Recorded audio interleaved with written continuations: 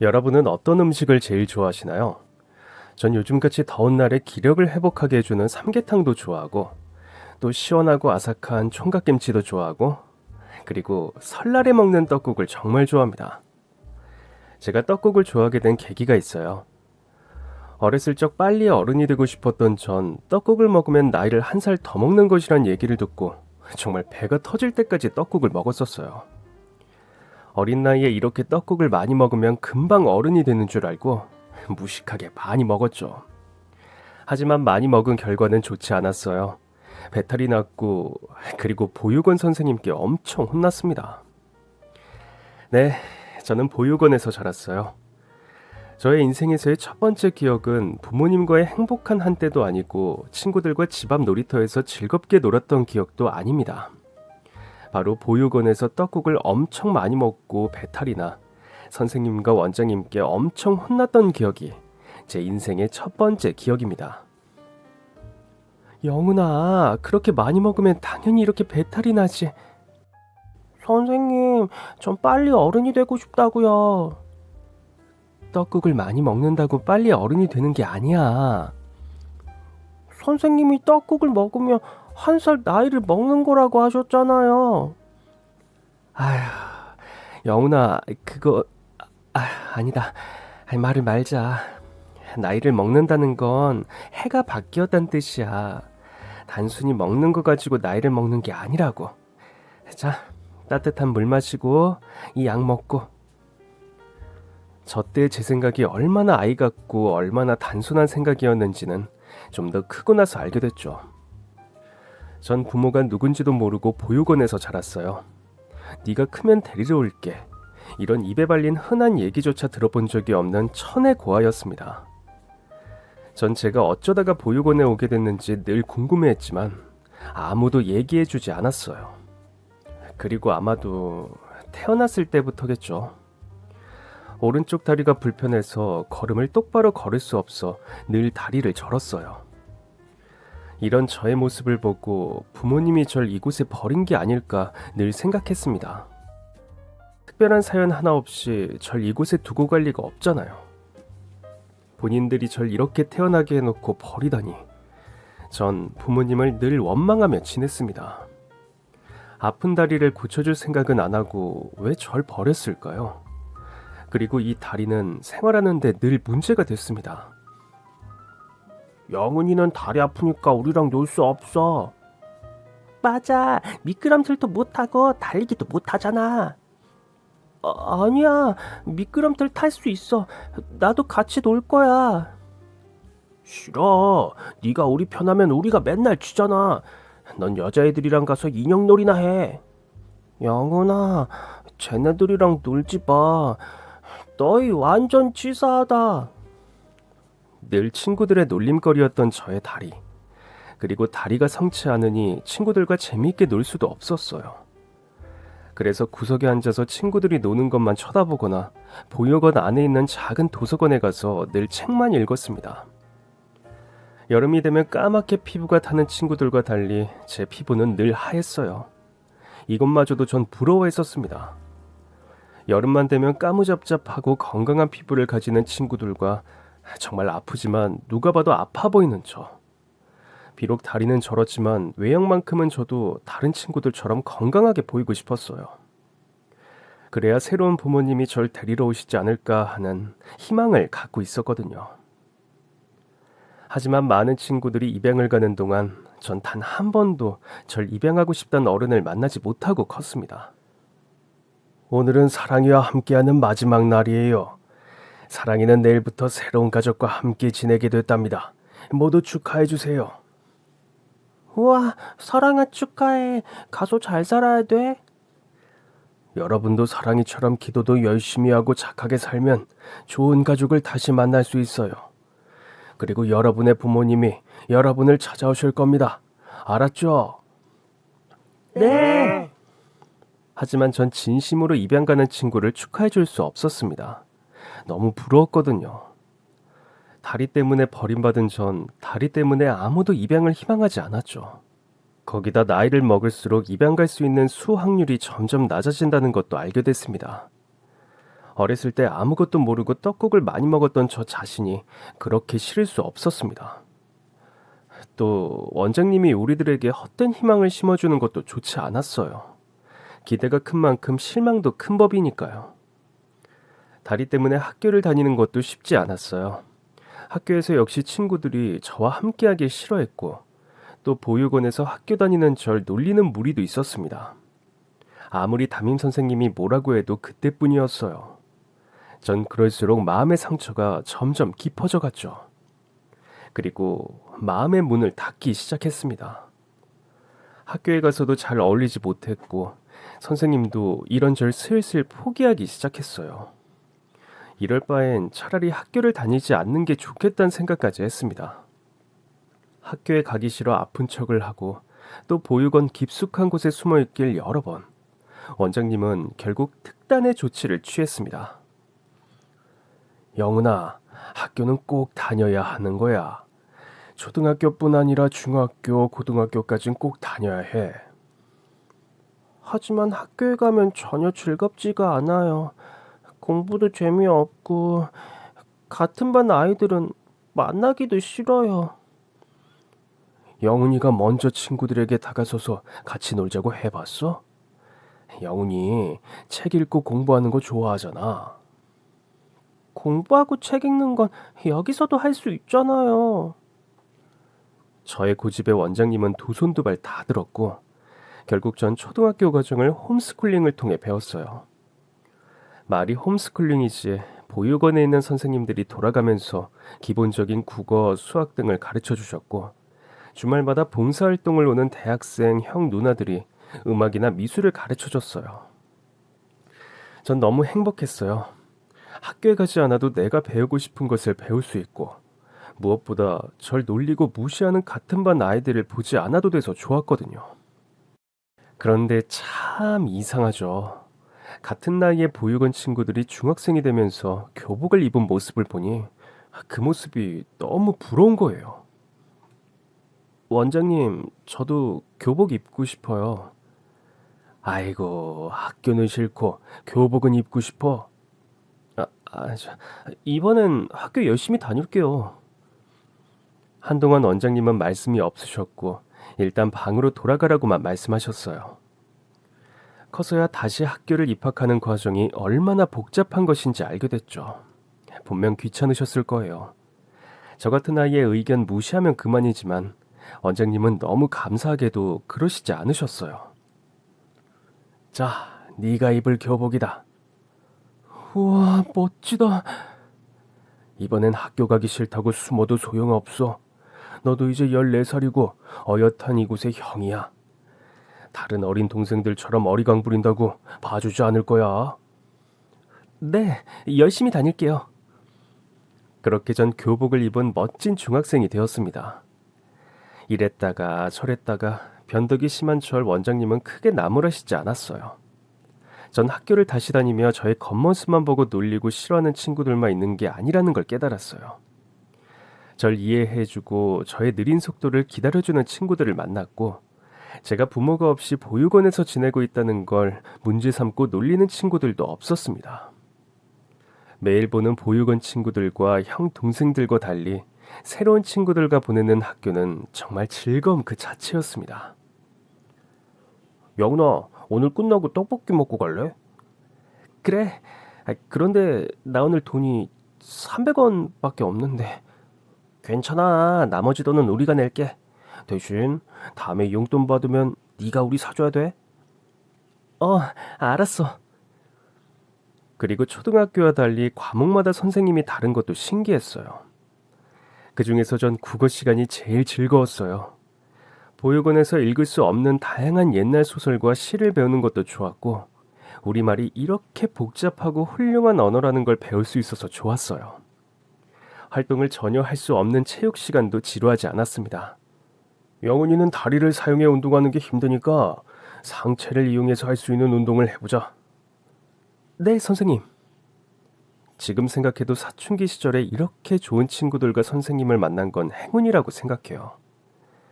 소심한 마음에 또 친구들의 놀림과 선생님들의 무관심을 받았다면 전 엇나갈 수도 있었다고 생각해요. 그리고 15살 중학교 2학년. 제 인생에서 절대 빼놓고 이야기할 수 없는 사람을 만나게 됩니다. 일요일이었어요.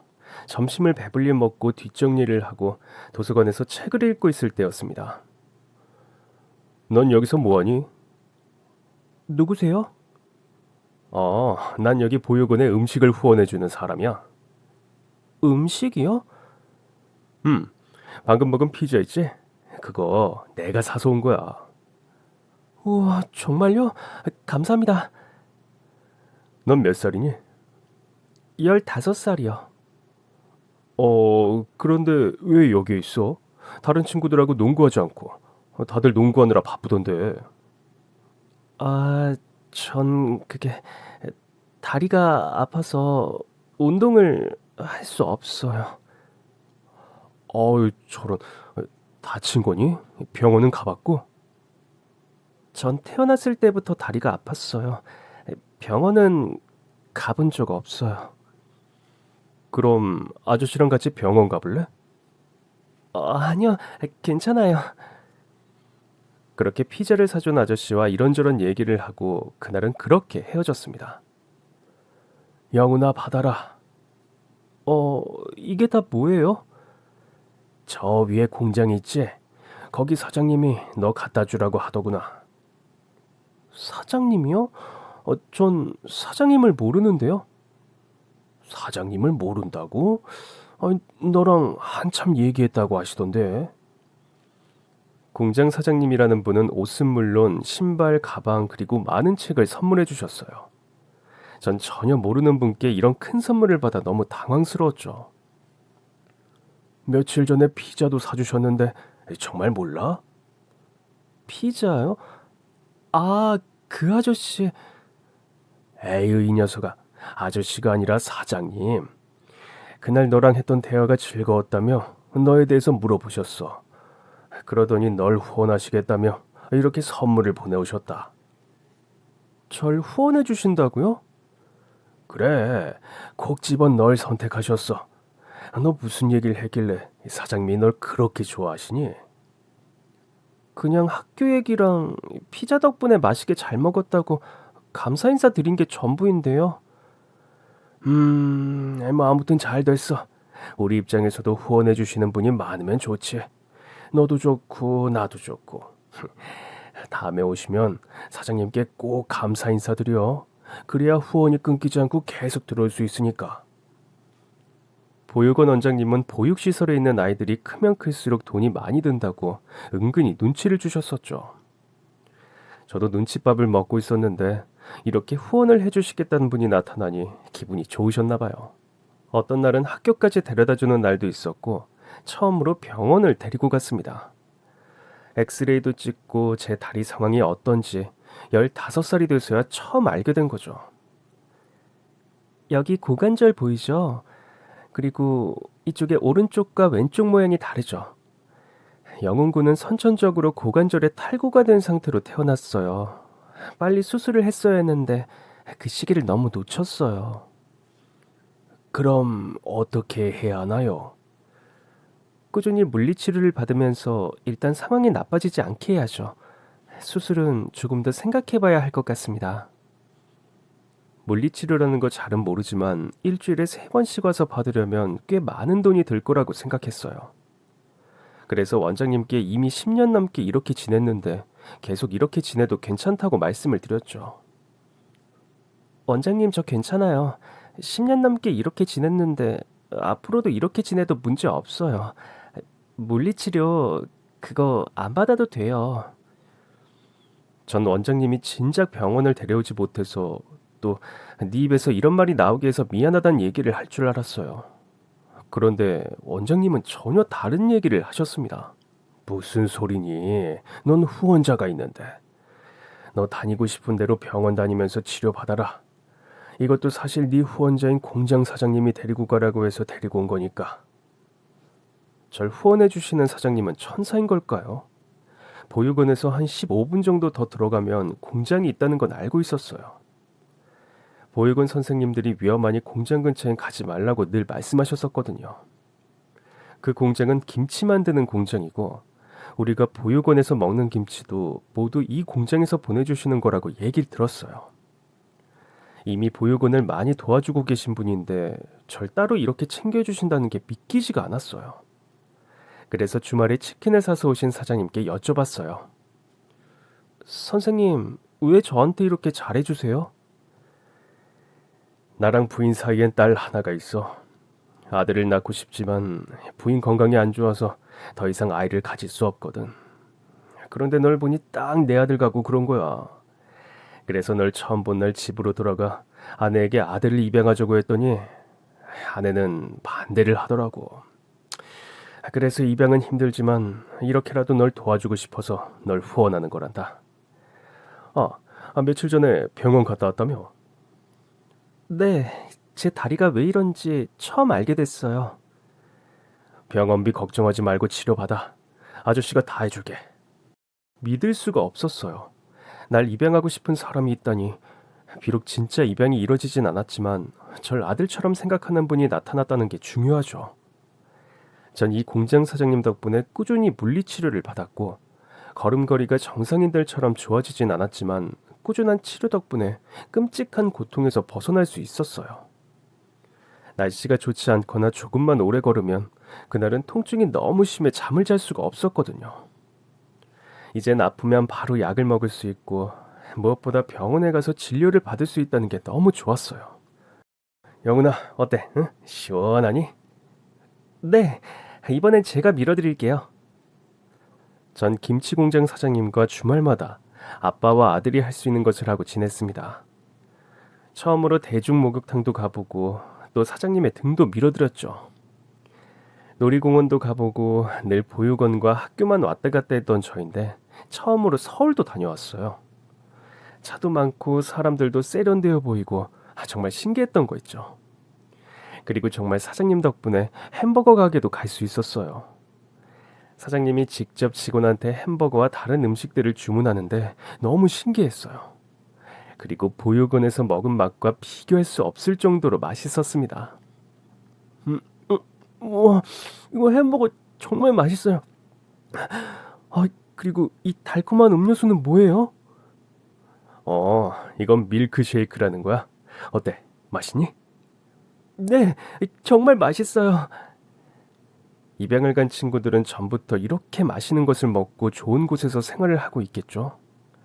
가끔 입양 간 친구들은 어떻게 지낼까 혼자 상상하며 부러워했는데 이젠 그 친구들이 전혀 부럽지가 않았어요. 저에게도 아빠가 생긴 거나 마찬가지니까요. 영훈이 공부도 잘한다며.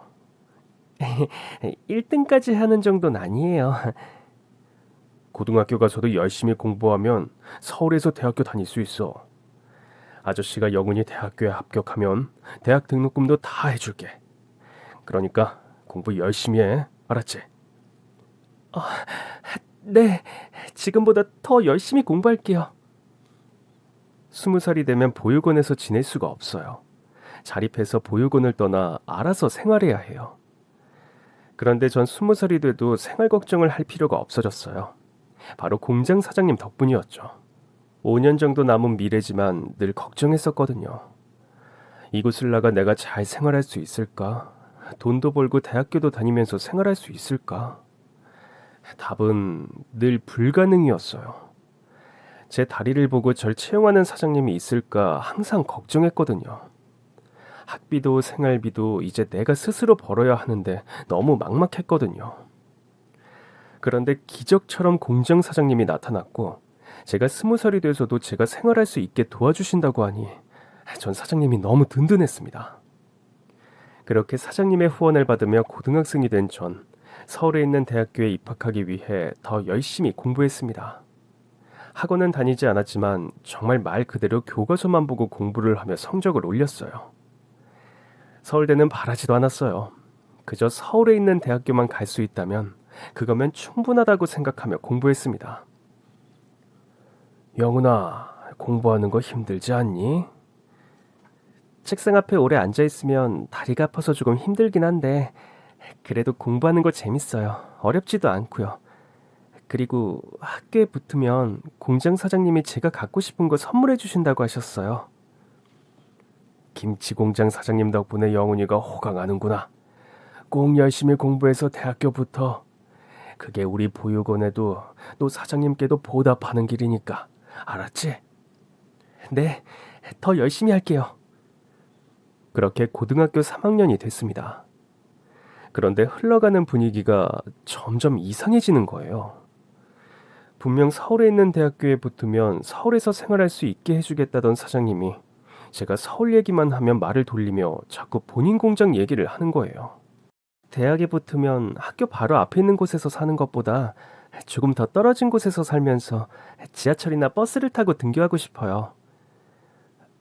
그래, 그것도 좋겠다. 근데 너무 가까이에 살면 게을러질 수도 있어. 영훈아, 우리 공장 구경 오지 않을래? 공장 구경이요? 그날도 원장님과 함께 어떤 과에 진학을 하면 좋을지에 대해 얘기하고 있었어요. 그런데 사장님은 얘기에 집중하지 않고 계속 딴 생각을 하고 계시더라고요. 그러다 갑자기 본인 공장을 구경시켜주겠다며 일어나라고 재촉하는 거예요. 오늘보단 다음에 가는 게 좋지 않을까요? 오늘은 비도 많이 오는데요. 맞아요, 사장님. 날 좋을 때 가면 안 될까요? 그럴래? 사장님, 어디 안 좋으세요? 아니에요. 저 일이 있어서 먼저 일어나 볼게요. 영훈이도 다음에 만나자. 네, 안녕히 가세요. 그렇게 급하게 자리를 뜬 사장님은 3주 정도 연락이 없으셨어요. 보통 주말마다 보육원에 찾아오셔서 제가 일주일 동안 잘 지냈나 확인하고 얘기도 많이 나누고 가셨거든요. 그런데 보육원에 찾아오긴커녕 전화 한 통 없으셨죠. 그리고 또 급하게 보육원으로 찾아오신 사장님은 오늘은 꼭 자신이 운영하는 김치 공장에 가자며 절 막 끌고 갔습니다. 저도 같이 가요, 사장님. 그러고 보니 근처에 있는데도 한 번도 찾아뵙지 않았네요. 그치, 영훈아? 네, 그리고 저 팔 아픈데 팔 좀 놔주실래요, 사장님? 그래. 그렇게 저와 원장님은 공장 사장님 차를 타고 사장님네 공장으로 향했습니다. 김치를 만드는 공장이라는 자체의 호기심이 일었어요. 다른 반찬도 물론 마찬가지지만 김치를 사람 손을 거치는 게 아니라 공장에서 만든다는 게 신기했어요. 배추 손질부터 세척까지 기계로 하는 게 정말 놀랍더라고요. 엄청난 규모로 매일 김치를 생산한다는 게 우리나라 사람들이 이렇게 김치를 많이 먹는구나 싶더라고요. 우와, 정말 신기해요. 김치는 김장날 다 같이 모여서 만드는 게 당연하다고 생각했어요. 다들 그렇게 생각하지. 김치를 사 먹는 걸 아직 사람들이 어색해하니까. 그런데 앞으로 사람들은 집에서 해먹는 김치보다 사 먹는 김치를 더 선호하는 날이 올 거야. 저희 아이들이 먹는 김치가 이렇게 만들어진다니 직접 와서 보니 더욱 신기하고 놀랍네요. 그리고 정말 깨끗해서 믿고 먹을 수 있겠어요. 이렇게 좋은 김치를 항상 주셔서 정말 감사합니다. 아닙니다. 김치 걱정은 하지 마세요. 그럼 사무실로 갈까요? 말로만 듣던 사장실에 들어서니 여긴 공장과 다른 의미로 놀랍더라고요. 보육원의 원장님이 쓰시는 공간의 2배는 넘어 보이고 무엇보다 검은색 명판에 은색으로 사장님 이름이 새겨진 걸 보니까 새삼 제가 엄청난 분의 도움을 받고 있구나 깨달았죠. 이거 마시면서 얘기해요. 잘 마시겠습니다. 사실 오늘 원장님과 영훈군을 부른 이유가 있습니다. 잘 듣고 두 사람이 잘 상의했으면 좋겠어요. 네, 말씀하세요. 알다시피 전 이 공장을 운영하고 있어요. 그런데 전 점점 늙고 있고 이 공장을 물려받을 사람이 없습니다. 사장님의 얘기를 듣는 원장님의 표정이 미묘하게 바뀌었어요. 그래서요? 그래서 전 이 공장을 우리 영훈군에게 물려주고 싶어요. 네? 제가 알기론 사장님께는 따님이 있는 걸로 알고 있는데요. 네, 그렇습니다. 그런데 저희 아버지께서 워낙 옛날 분이라 공장을 꼭 아들 자식에게 물려주길 바라세요.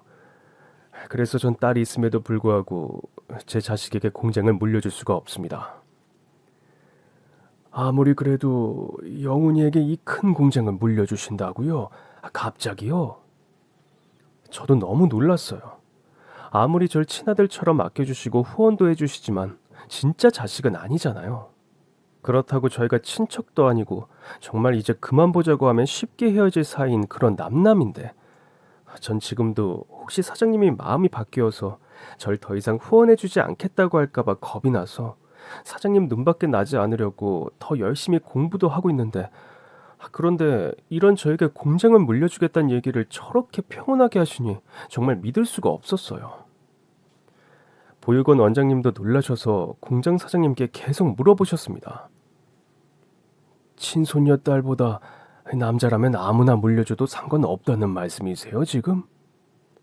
원장님의 질문에 공장 사장님은 펄쩍 뛰며 무슨 그렇게 서운한 말씀을 하시냐고 했습니다. 어떻게 우리 영훈군이 아무나입니까? 제가 직접 후원하는 친아들 같은 존재인데요. 아무리 그래도 제가 이 공장을 물려받는 건 아닌 것 같아요. 영훈아, 잘 생각해봐. 네가 이 공장을 물려받게 되면 더 이상 공부도 더 할 필요가 없어. 그리고 돈 걱정 없이 평생 살 수 있단다. 전 정말 믿을 수가 없네요. 사장님의 아버님께서 딸은 안 되지만 생판남이라도 남자라면 공장을 물려줄 수 있다는 상황 자체를 어떻게 믿습니까? 그래서 제가 생각한 방법이 있습니다. 사람의 촉이라는 게 있잖아요. 무슨 방법인진 모르지만 왠지 듣고 싶지 않아졌어요. 괜찮아요, 사장님. 저 이 공장 필요 없어요. 그냥 공부만 열심히 할래요. 아직 어른 말씀 안 끝나셨잖니. 그래서 그 방법이 뭔가요? 제 딸과 영훈군이 결혼하는 것입니다. 네? 결혼이요? 저 아직 19살인데요. 옛날엔 너보다 더 어린 나이에 결혼하고 그랬어. 원장님, 영훈군이 우리 집 사이로 들어오면 훨씬 수월하게 제가 공장을 물려줄 수 있습니다. 결혼 얘기가 나오자 당황하신 보육원 원장님도 할 말을 잃으셨어요. 지금 당장 결혼시키겠다는 게 아닙니다. 영훈이 고등학교 졸업하면 그때 혼인신고를 하고 본격적으로 공장으로 들어와 일을 배우면 영훈이도 공장 물려받는 게 훨씬 수월하겠죠.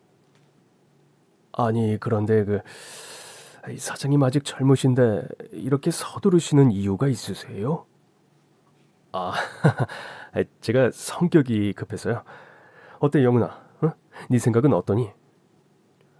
저는 잘 모르겠어요. 고민해 볼게요. 그래, 나도 지금 바로 결정을 하는 게 아니야. 네가 선택할 수 있는 미래 중에 이런 미래도 있다는 걸 알려주고 싶었어. 그날은 그렇게 제대로 된 대답은 하지 않고 보육원으로 돌아왔습니다. 그런데 생각할수록 기가 차는 거예요. 원장님 말씀대로 사장님 아직 젊으시고, 그리고 사장님 따님도 어린 나이로 알고 있는데 벌써 결혼이라니요. 전 대학 생활을 하며 다른 친구들처럼 그렇게 공부하고 취업하는 게 목표인데 벌써 뭘 물려받고 사장 소리를 듣는다는 게 어색한 일이었죠. 그래서 다음날 원장님을 찾아가 전 더 이상 후원받지 않아도 되니 사장님이 하신 얘긴 없던 일로 하고 싶다고 얘기했습니다. 전 당연히 원장님도 제 의견을 존중해 주실 줄 알았어요. 그런데 오히려 왜 그런 기회를 저버리려고 하냐고 뭐라 하시는 겁니다. 영훈아, 네가 아직 어려서 잘 모르나 본데 이런 건 쉽게 올 수 있는 기회가 아니야. 네가 대학 졸업하고 회사에 취직해서 사장님 소리를 들으려면 몇 년을 일해야 하는지 아니? 어쩌면 평생 사장님 소리 한 번 못 듣고 죽을 수도 있어. 전 사장님 소리가 듣고 싶은 게 아닌데요. 난 좋은 기회라고 생각해. 내가 평생 너의 보호자를 할 수도 없는 노릇이고 사장님 딸과 결혼하면 넌 정말 든든한 처가가 생기는 거야. 그래도 대학도 가지 않고 20살에 결혼하는 건 아닌 것 같아요. 같은 반 친구들도 다 미친 짓이라고 했다고요. 그거야 네 친구들도 세상 물정을 아직 몰라서 그렇지.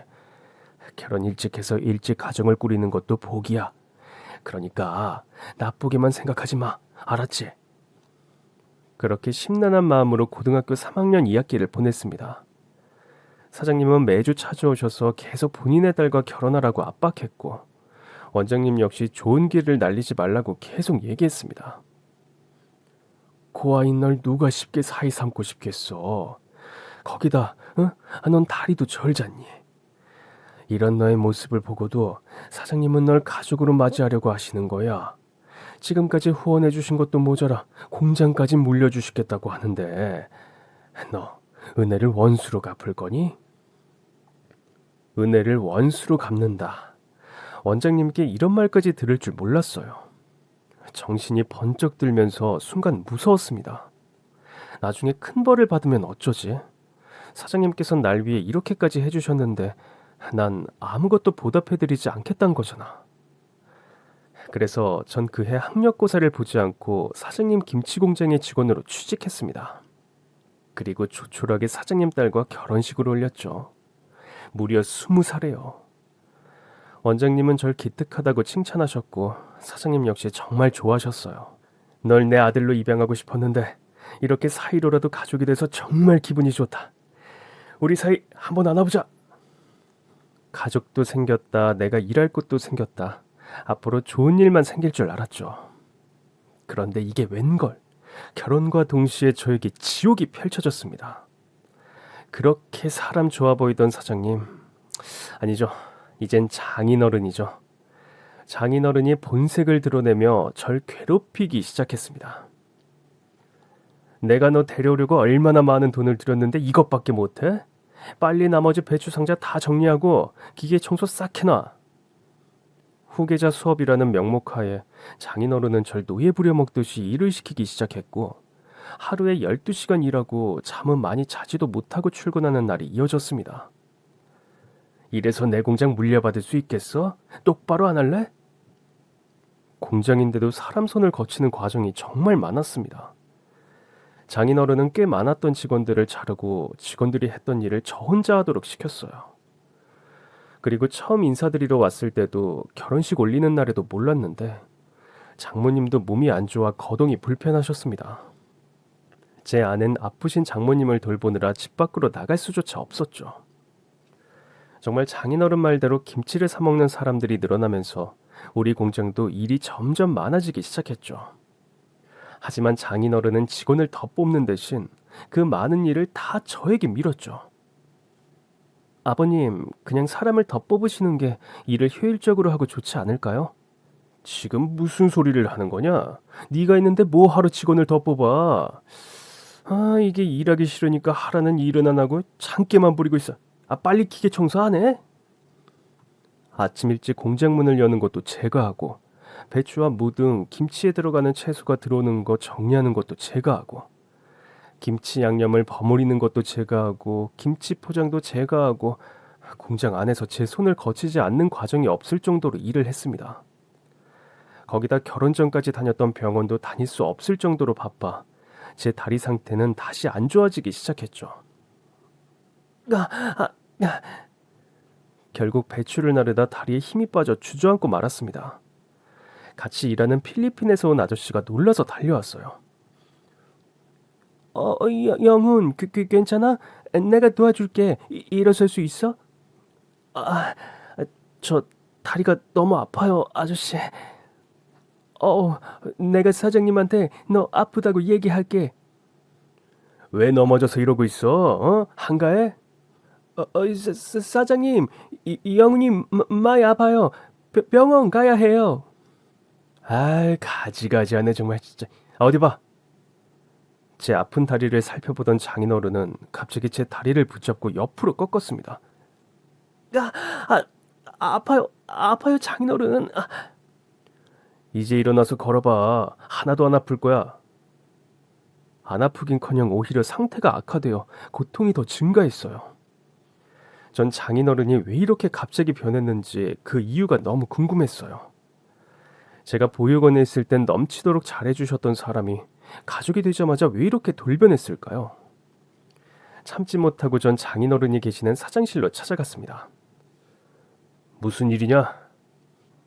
대체 저한테 왜 이러시는 거예요? 내가 뭘 어쨌다고 그러냐? 일하기 싫어? 응? 이 공장 갖기 싫어? 당연히 공장을 물려받기 위해선 공장이 어떻게 돌아가는지 정확하게 알고 있어야 한다는 건 저도 알아요.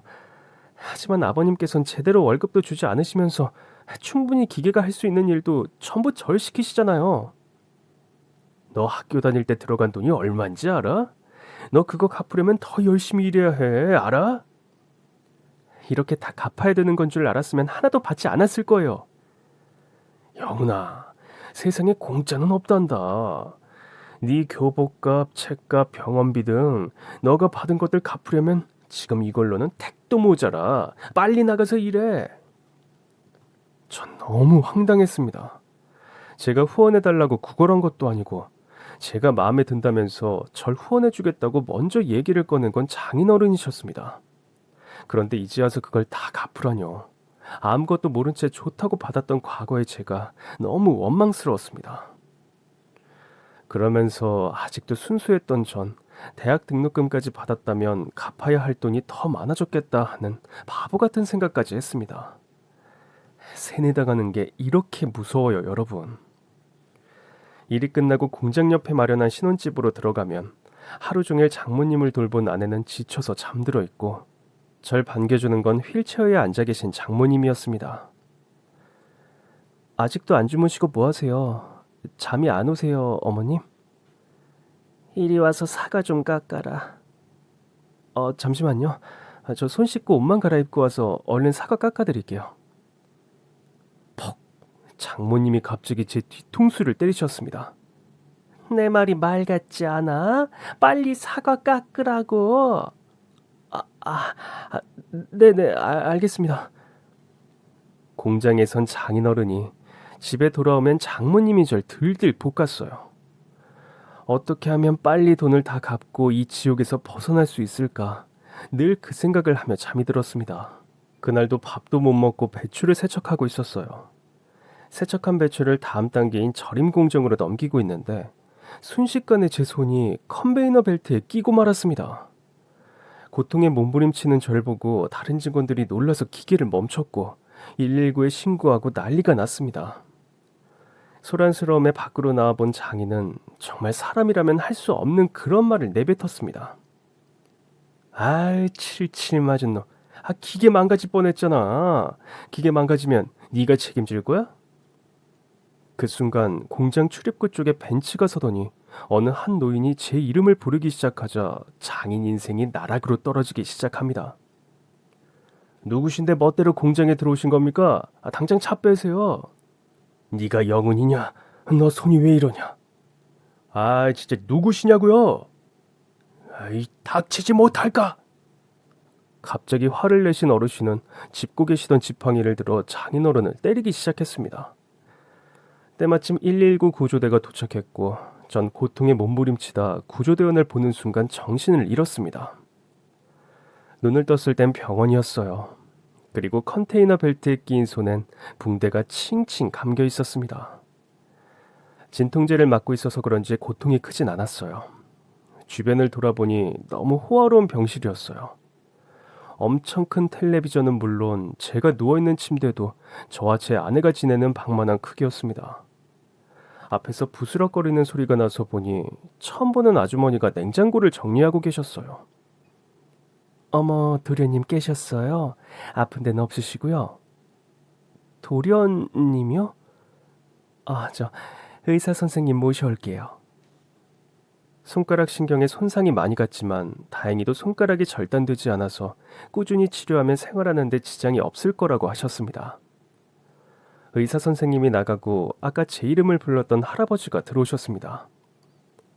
죄송한데 누구신데 절 아세요? 아이고 영훈아, 내가 널 진작 찾았어야 했는데 이제야 찾아 널 이렇게 고생시켰구나. 할아버지요? 제 친할아버지시라고요? 그럼 제 가족이세요? 그래 이놈아.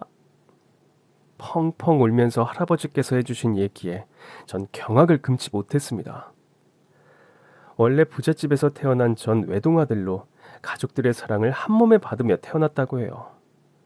그런데 할아버지 말을 듣지 않고 무리하게 사업을 확장하다 망한 저의 부모님은 도망자 신세가 됐고, 도망 다니던 중 제가 걸리적거린다고 생각한 부모님이 제가 첫돌이 지나기도 전에 보육원 앞에 버리고 가셨단 겁니다. 말도 안 돼요. 그런 이유로 부모님이 절 버리셨을 리가 없다고요.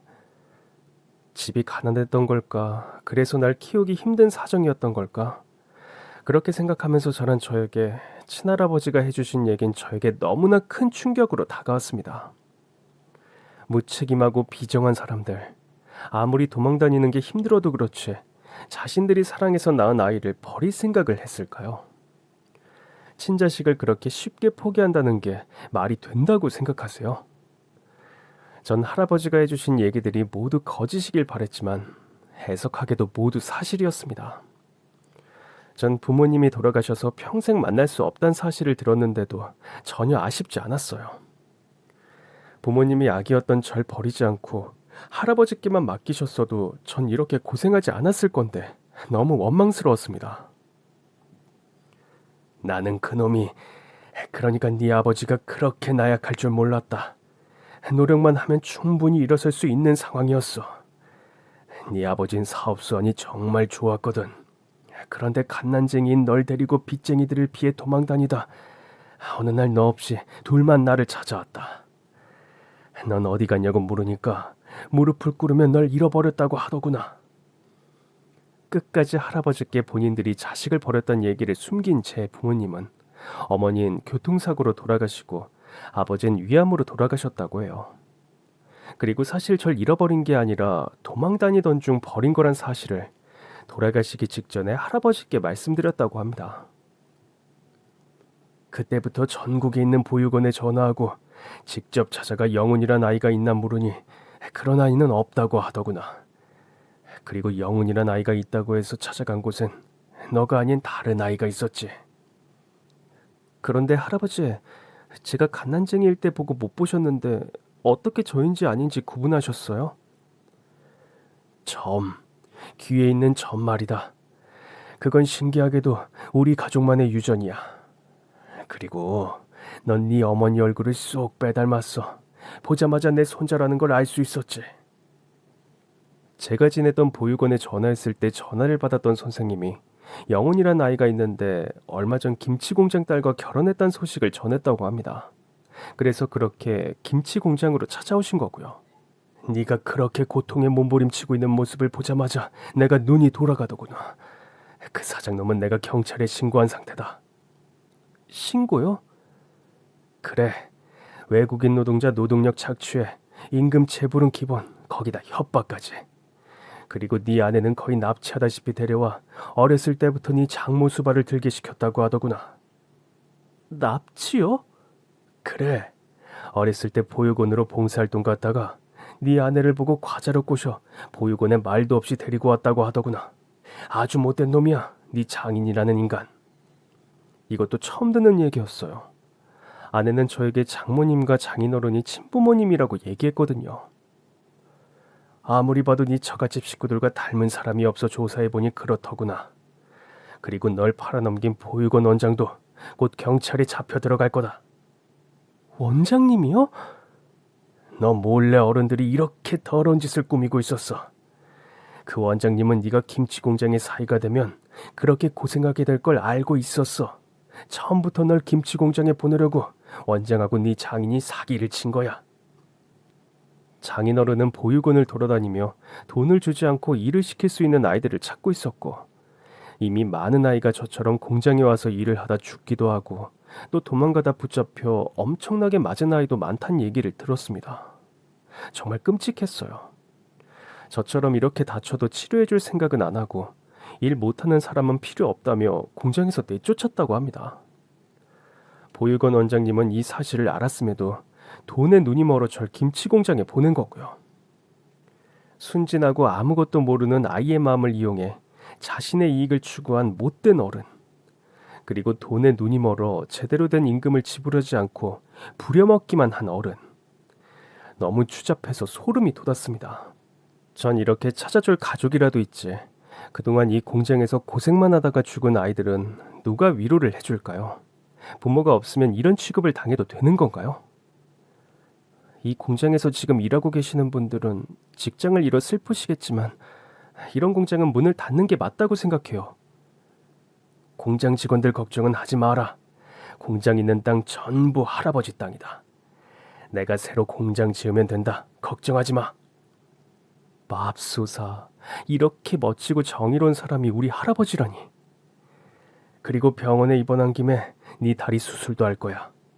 그러니까 아무 걱정하지 말고 회복하는 데만 전념해. 그리고 며칠 후 보육원 원장과 장인어른, 아니죠, 김치 공장 사장이 경찰에 붙잡힌 모습이 뉴스에 나왔습니다. 모두 자업자득이죠. 지금까지 못되게 산 거 제대로 벌을 받았으면 좋겠어요.